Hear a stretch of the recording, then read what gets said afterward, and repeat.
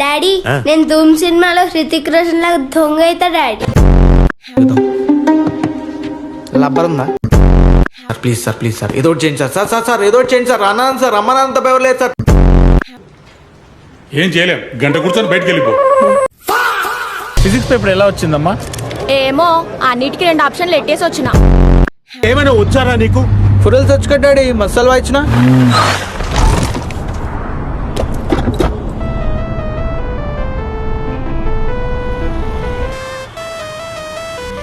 నా car reverse gear వేస్తే వచ్చే ట్యూన్ రా ఇది.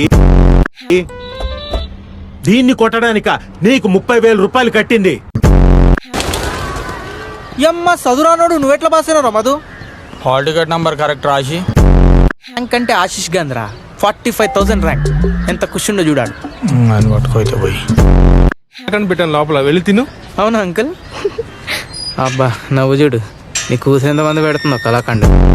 ఆ మెయిన్ డోర్ వేయరా. యమ్మ 2 చుడిదార్లు కూడా కొన్నా కదరా దీనికి. చున్ని బొక్క నాకు. పక్క బిల్లంకి లేపేసినాయి కదరా అవి. అరే సక్క కూర్చోరా, నీ దాక్తుంది. మా అయ్య కూడా సేమ్ చెప్పిండ్రా. ఎవడైనా అదే చెప్తాడు. ఫిక్స్ అయిపోయినారా? ఏంది ఇప్పుడు చదువుకొని కలెక్టర్ అవుతావు ఏంది? ఇప్పుడు ఇచ్చిన స్ట్రోక్కి గొంతు కూడా దిగుతలేదురా.